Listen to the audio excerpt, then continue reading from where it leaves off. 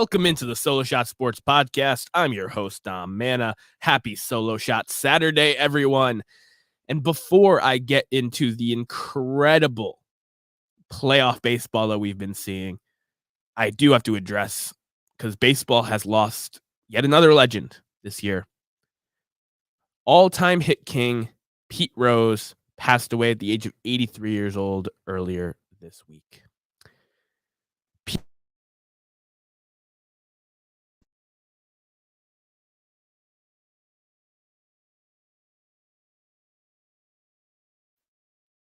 That is loved and endeared throughout the sport of baseball. And someone who people get very, very passionate talking about. Nonetheless, his baseball career was truly, truly a magic one.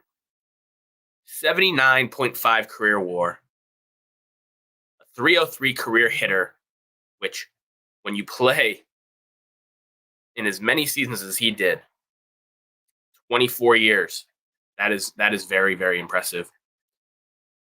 Like I said, most ever 4,256 hits. He has the records all time for games played, plate appearances, and at bats as well. A guy who did not blow you away with statistics. He never hit 20 home runs in the season. He never stole 20 plus bases. He only drove in 100 runs. He never drove in 100 runs. Drove in about 1,314 for his entire career, which in 24 years is good, but not what you would expect when you're talking about this legendary baseball figure. But the things that I want to focus on with Pete Rose is not just how crazy that was, it's his work ethic. This is a guy who was coined Charlie Hustle by Hall of Famer Whitey Ford, and it stuck because Pete Rose cared about baseball. It was his life. He would get on the train and go to the ballpark, lunch bag to work type of guy, and he'd show up every single day and try to help his team win a baseball game. The stat out of all of his amazing career stats, the stat that Pete Rose would always reference is that he was the player that was a part of the most winning ball games as an active player than any other player in the history of baseball. And he was just so passionate, so aggressive, a guy who just did not give up at bats, did not give up running the base pads. Even though he was not a blazer by any means, he would run hard to every single base, no matter the situation. His hustle is why he was able to have the 24-year Major League Baseball career that he had. His hustle is why he was able to break what most people thought was an unbreakable record of Ty Cobb's all-time hit streak. And his hustle and his drive is what allowed him to play the most games and have the most at-bats and have the most wins of any player to ever put on a Major League Baseball uniform. And it makes me sad, not just to lose a baseball great like this. We lost Willie Mays earlier this year, and it really sucks to lose Pete Rose as well. But I'm super passionate about the Hall of Fame. It's something that I love to talk about. But Pete Rose's remembrance has gotten overshadowed and over-talked about with he's not in the Hall of Fame. Now you have to put him in the Hall of Fame. This is the time. He should be in the Hall of Fame. That's been more of the conversation than, oh my God, look at how many games Pete Rose played. Look at how many at-bats he had, and he still hit over 300. Look at how many hits he had in a season. Truly, truly amazing stuff that we'll never see again, especially with load management and the injuries that we're seeing in today's game. Instead, it's about the Hall of Fame. And I'm going to leave this. I've talked about this in multiple chats now. The Hall of Fame's had a lot of inconsistencies over the years in terms of, they elect this player but not this player for X, Y, Z reason. The Hall of Fame has been extremely consistent. The only thing it's been extremely consistent about is that if you broke baseball's golden rule and bet on baseball as a member of one of the teams, from the 1919 Black Sox to the players who were suspended from baseball for life just this season for betting, you don't even get to appear on a Hall of Fame ballot, let alone be inducted. So for them to even put Pete Rose on a ballot just because he passed away or for any other reason, it would go against everything they've consistently stood for. The 1919 Black Sox players have been dead for a long time and are not inducted in the Hall of Fame. And second for the Hall of Fame's new agenda that they've been pumping, both by the BBWAA and all the era committees, is that they are trying to make more of an effort to elect living candidates so that they can take part in induction weekend, be there for the fans, have their moment in the sun, give their speech, because there's been so many posthumous inductions in my lifetime. To do it, to break this standard that you have set after he passes away, it not only goes against the agenda that you're peddling, that you want these players to be able to experience the induction and be part of it, but it also would look insulting to the Rose family that you waited until he was dead to give him his flowers and to induct him to the Baseball Hall of Fame. I've been to Cooperstown twice now. There's a ton of Pete Rose memorabilia in the Baseball Hall of Fame. He will be remembered forever in the sport, even if he doesn't have a plaque. Pete Rose, rest in peace, baseball legend. You will always be the hit king and always, always be remembered. Now, the Wild Card Series was full of epic moments. It stayed true to the trend that's starting to form here now in the new Wild Card era, that the team that wins the first game of the Wild Card Series ends up winning the series. 12 times we've had this opportunity, all 12 times in 3 years. The team that won the first game in the Wild Card round has won that series. And I have to start off with the Tigers, a team that I was saying I think they need to be in the postseason over the Twins because they just have all this energy right now, and I want to follow it. They're going to be more exciting. And I said I'm not predicting them to go on a run, but they very well could. Well, A.J. Hinch got revenge on his former team and swept the Houston Astros, who did not have Justin Verlander as part of their wild card roster against his former team, the Tigers, and also will not be going to the ALCS for the first time since 2016.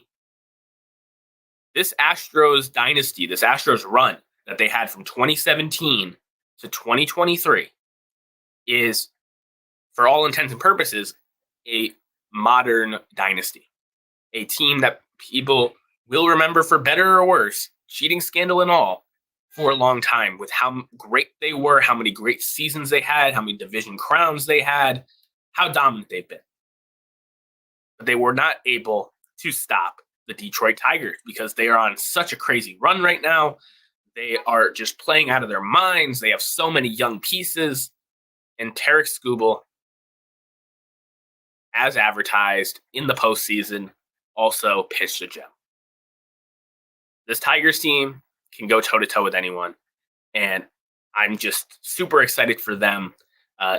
Their fans have been waiting for them to be in the postseason for years now, and for them to have this kind of start, it's really, really exciting for Detroit, which is a great, long-standing baseball city. Their AL Central counterpart, the Kansas City Royals. Yes, they swept the Baltimore Orioles. I was hoping for so long that the Kansas City Royals would not fall out of the postseason picture because they were trying to in the last month of the season. They were trying to. The Kansas City Royals had 2 7-game losing streaks in the last 40 games of the season and barely squeaked into the wild card. But I talked about this from last year and from my postseason preview. You need some really solid pitching you can lean on. Guys like Reagans, Lugo, Waka, Brady Singer's pretty good as well. And you need some superstars. You need some bats that can come alive. Salvador Perez has been there, done that, and Bobby Witt Jr. is a superstar. Game 1 of that series, for it to be a rubber match, Reagans versus Burns. And like I said, in this wildcard era, the team that wins the first game of these wildcard series has won the series. For Bobby Witt Jr. to come up with that clutch RBI single to break the scoreless tie, Royals win 1-0. It's extremely exciting for Kansas City baseball, and it's extremely exciting for me, who's been a Bobby Witt Jr. fan since he came up to the majors, to have that national spotlight on him for people to get to watch this young man play. He is electric, and a guy who I think can make some noise the rest of the way in this postseason. On the National League side of things, the Atlanta Braves are who I thought they were. Not only did Chris Sale come up with an injury at the end of the season here, I talked about his availability being inconsistent over the last couple of years. He had a Triple Crown Cy Young season, but was not able to pitch in the games that matter, those last couple of games, the regular season against the Mets, as well as the postseason series against the Padres. The Padres were able to sweep the Braves. Now, I think the Braves, when they get healthier, when they have Acuna and Strider and all these guys back, Riley, they'll be back to who we all see them as a top contender in the National League. But this is not a team I wanted to see in the postseason. The Arizona Diamondbacks led the league in runs scored this year. They did. They led the league in runs scored. They had legit starters who helped them go to the World Series last year. They had one of the best bullpens in baseball and a team full of bats that could get the job done. And the Braves just had no chance. I think that was a bad thing for baseball, that they weren't able to make it in. I think the Diamondbacks would have been a much better product, especially that division rivalry against the San Diego Padres. I think the series would have been more entertaining. But the Padres, a popular team that's getting picked to go to the World Series because of the vibes of this team this year. They have Michael King, who in Game 1 was electric, 12 strikeouts in his first postseason start. Awesome season he's had so far. A guy who I was super excited to draft in fantasy baseball and did very well for me. They have a lineup full of guys that have been there before. Manny Machado's been on postseason runs. Xander Bogaerts has multiple championships. Fernando Tatis and the boys, they've been around the postseason before, and this is not their first rodeo. It's a very good team. Now, the San Diego Padres did lose Joe Musgrove. It's official. He will be having Tommy John surgery, so he is not going to be available the rest of the postseason. So their rotation,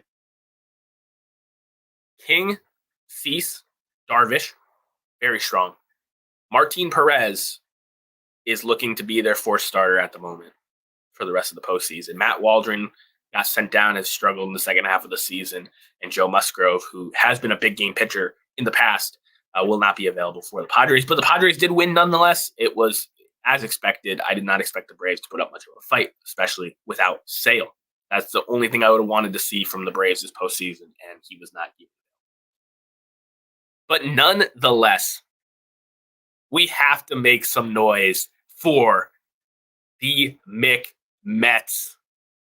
Absolutely electric, guys. I told you they are so fun to watch. And that series was as entertaining as it could be for a wild card series. The Brewers, a team that is still looking for their first World Series appearance, will have to wait another year because they ran into the steamroller that is the New York Mets. This team never says die. This team is throwing Jose Quintana and Sean Manaea out there, and they're shoving. It is actually insane the amount of just iconic moments that this New York Mets squad has had. And that Pete Alonso home run off Devin Williams, who had not given up a run since August against his best pitch, the changeup. He had not given up a home run on the changeup in over a year. And Pete Alonso sends that changeup into the rafters and allows the Mets to steal game 3 and move on to the next round. Are you kidding me? I was watching one of my friends live stream, and he was talking about the back-to-back home runs by the Brewers and how that game was over. The season's over. You cannot count the Mets out. Until all 27 hours have been played out, you cannot count these Mets out. They are electric.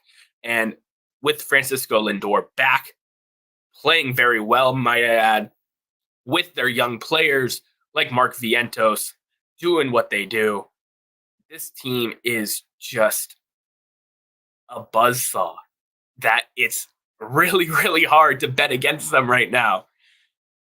And that's where we'll start in the next segment, is recapping and kind of previewing the division series as we finish up our recap. The New York Mets are going to Citizens Bank Park to face a lined up Wheeler Nola on the team that I picked to win the World Series at the end of the trade deadline, once the teams were set in stone. The Phillies have a better lineup than the Mets. The Phillies have a better starting rotation than the Mets. The one thing that I don't think they have a better group of is their bullpen. This Philadelphia Phillies bullpen, Jeff Hoffman was an all-star, but has not been the same in the second half. They have not gotten what they've wanted to out of a lot of different guys. And bullpens are very, very important in the postseason. I talked about the New York Mets, how they're a buzzsaw, how they're just a team that has all the vibes you'd want to see in a postseason run. I've been one of the biggest Mick Met supporters this entire way. I've been pumping them up every chance that I can get.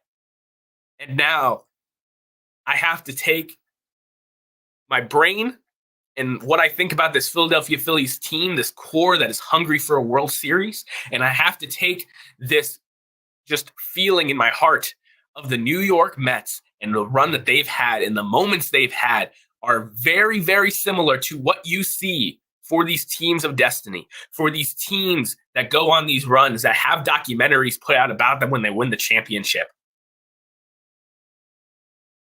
The New York Mets are winning this series in 5 games. I said it. The Philadelphia Phillies were my World Series pick at the end of the trade deadline. They have the better roster. For all intents and purposes, the New York Mets beating the Philadelphia Phillies will be an upset. I just don't see how the New York Mets and the magic that they've had cannot pull off a series win. It's going to be electric nonetheless. I think if the Phillies advance, that is still a great baseball product. As opposed to if the Braves somehow made it to the divisional series round, I wouldn't have been excited about that. I think the New York Mets are going to the NLCS with a very, very good chance of going to the dang World Series. In the other NLDS series, the Los Angeles Dodgers will be hosting the San Diego Padres. I just talked about Joe Musgrove's injury. And in years past, the Padres were known as the team. Like I said, a lot of people are picking them to go to the World Series. With Joe Musgrove out and with Shohei Ohtani added to the Dodgers, That's a huge addition. This is going to be his first postseason baseball. Make sure you tune in to see that one of the greatest players we'll ever watch play postseason meaningful games. I don't think he's going to shy down to the pressure. I think he's going to be ready for this moment, and I don't think he's going to lose his first series. Dodgers in 4 over the Padres. I do think a couple of those games are going to be back and forth. A couple of those games are going to be very competitive. I like Michael King. I like Dylan Cease. Yu Darvish has had these moments before. They can steal one. But the Dodgers, with Shohei Ohtani, with Freddie Freeman, with Mookie Betts, I think they're going to be able to take this. I think game 1, honestly, might be the one the Dodgers lose. They're throwing Yoshinobu Yamamoto today. And Yamamoto has only went 5+ innings once in the last couple months. So, since returning from the IL, so I don't know if the Dodgers are necessarily going to win today, but I do expect them to win the series in 4 games. I do think they are the better team top to bottom. I do think the Padres do have some semblance of a chance, but I'm going Dodgers in 4. Shohei Ohtani is such a big difference maker, and I know the Dodgers have this history of getting the bye in the postseason and not performing well in the playoffs, but there's a different aura with Shohei Ohtani and these boys, and I am very excited for that Dodgers Mets NLCS.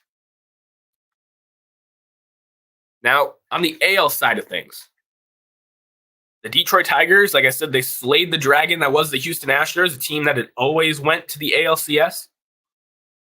And now they're squaring off with a division foe, a team that, just like the Mets-Phillies series, on paper is the much better team.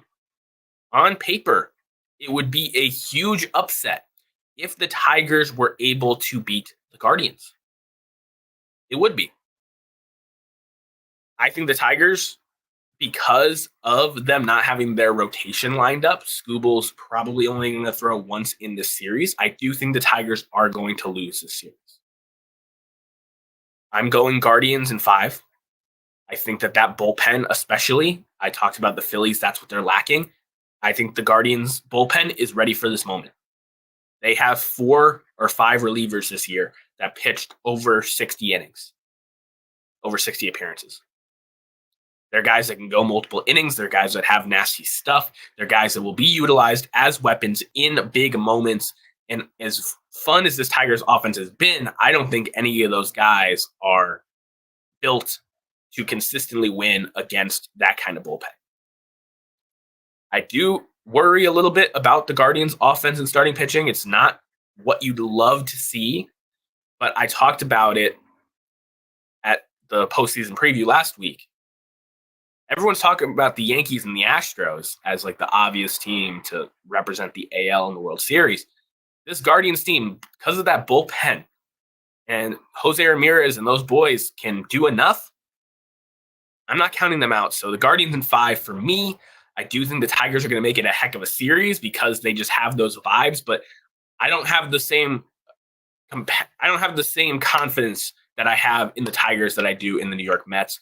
Part of it is because I think they're still a year away from real contention. I think they still need to add a couple pieces. The Mets are relatively built to win. So I think that's really where the differentiator for me is. So facing the Guardians in the ALCS, the Kansas City Royals are taking on the New York Yankees. The New York Yankees were sighing a big sigh of relief after the Orioles and Astros were both eliminated. For all intents and purposes, like I said, on paper, it would be a huge upset if the Yankees do not represent the American League in the World Series this year. These AL Central teams are all good, but none of them have the talent, have the payroll, have the expectations that the Yankees do. And I love Juan Soto and Aaron Judge. They are extremely great. Aaron Judge is an MVP. Juan Soto had an MVP-like season. Garrett Cole has had his moments in the playoffs that have been good, and it's had some moments in the playoffs that have not been so good. But we talked about the bullpen being a worry for the Phillies. Clay Holmes having to pitch meaningful innings, throwing guys like Carlos Rodon out there early on. I think the Royals are taking this series. I think we're going to have an AL Central, ALCS. I talked about how excited I am to see Bobby Witt Jr. playing these meaningful nationally televised games. I think Salvador Perez, Vinny Pasquantino with that short porch in right field, they just have enough where if they can take one of these two games in the Bronx to start, they have a ridiculous team OPS at home this season. They are almost unbeatable at home. Their offense is ridiculously good in that ballpark. And they have deeper pitching. Garrett Cole is better than any pitcher on the Royals staff, 1-for-1. But the rest of the Yankees rotation cannot hold a candle to Reagan's Lugo Waka. They cannot. And I think pitching wins championships. I think pitching helps you advance. And the fact that the Royals not only have that, but have a strong bullpen compared to the Yankees, I think they're going to be able to pull it off. They just need to win one of those two games at Yankee Stadium. Bring it home. Bring home the series. Royals in 4. I hope you guys agree with me. If you don't, let me know in the comments below. The first games of these series are later today, so make sure you put some time aside to watch these amazing series. I could be right about every single series I just talked about. I could go 0-for-4. I think the important thing is, regardless of which teams advance, this is what you play for. Exciting teams, whether on paper they're really exciting or the storyline in play is very exciting. I think it's extremely, extremely fun for baseball. And I think having these markets advance to the second round of the playoffs and beyond, it's really good for the game that it's not just going to be the big markets. There's small market representation as well. There's superstars on these smaller market teams that are getting the national attention. And it's just beautiful for the game of baseball to be able to watch these guys. So make sure you check it out. The games will be all over the place, ESPN, etc., over the next coming days. Here at the Solo Shot Sports Podcast, we have to throw back down the third base line to this day in baseball history. Now, October 5th had quite a bit of stuff that I could choose from World Series past, but I find it fitting because a lot of people, mainly in my neck of the woods here in the Northeast, have been saying Subway Series for the World Series, Mets-Yankees. That hope is still alive as of today. I don't think it's going to happen, but that hope is alive. The first Subway Series ever was started on this day in 1921 when the New York Giants and New York Yankees squared off in the World Series for the first time. Babe Ruth drove in the first run of the Subway Series. Yankees won 3-0, but ended up losing that World Series 5-3. Yes, an 8-game series in that World Series. And I think it's just awesome to be reading through this kind of transcript and seeing all the old players and the stats, the scores as well. Many of them low-scoring games, but then there's a 13-3, a Giants win in Game 3. The Subway Series has such a rich history, and whether they square off this year or not, it started all the way back in 1921. So it's over 100 years old now. There's a lot of tenacity between the teams in New York. It's sports mecca. There's super passionate fans. And from Babe Ruth to Aaron Judge, there has been so many epic players that have taken part in the Subway Series over the years. And now with the new scheduling rules in baseball, we do get Subway Series games every single year. And that is something that is really, really good for the game. keep that history alive. Rounding out the show here, the Cincinnati Reds have hired Terry Francona out of retirement. Yes, I was extremely just excited when I heard the news that Terry Francona was coming out of retirement. Obviously, as a Boston Red Sox fan, I'm a little biased there, but Terry Francona is one of the best managers I've ever seen. He's a player manager. His players love to play under him. He knows how to take a group of young talent and supplement it with veterans and win. And the Cincinnati Reds really needed this spark right now because the Brewers have been the class of the NL Central. Teams like the Cardinals and Cubs are in a limbo. The Pirates are still a year or two away. I think the Reds, their time to strike is coming up. It's right now. So I think that it's important to bring in a Hall of Fame voice like Terry Francona.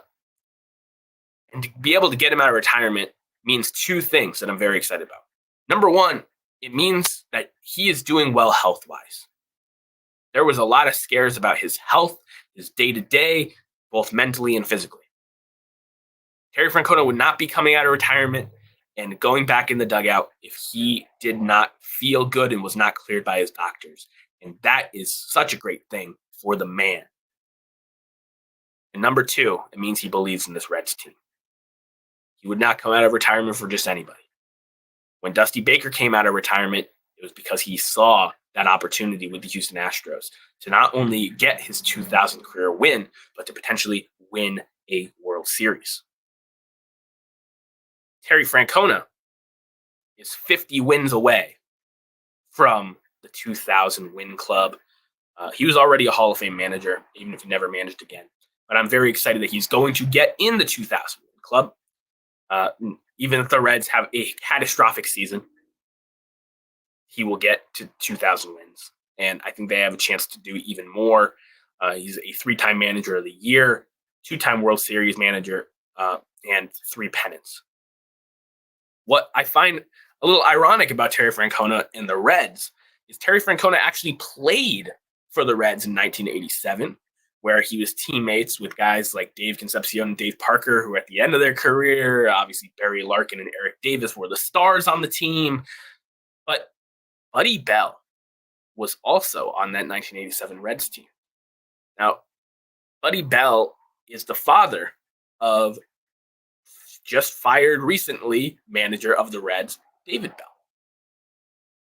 So the son gets booted for the guy's former teammate, who conveniently gave Francona his first major league coaching job as his bench. Baseball has a way of just having these romantic things and these connections and different things that go on, and it's just really, really cool. And the game of baseball is extremely lucky to have Terry Francona back. And I wish him nothing but the best with this Reds team going forward. I know they're going to be better for it, if even not performance-wise, culturally in that locker room. Those players are going to grow up fast with him around. I appreciate each and every one of you for spending part of your Saturday with me. Adam, Mookie, Will, Orlando, everyone that was in the chat, I appreciate you watching. Make sure you watch postseason baseball this weekend, and these series are going to be awesome. I'll be back at the end of the DS series, right before the championship series start, with a recap episode as well. I appreciate you guys that also listen to this after the fact, both here on YouTube as well as on Spotify, Apple Podcasts. Make sure you like the video, leave a review on your podcast app, and share this show with a baseball fan that loves the game as much as us. I'm Dom Manna, and I'll see you guys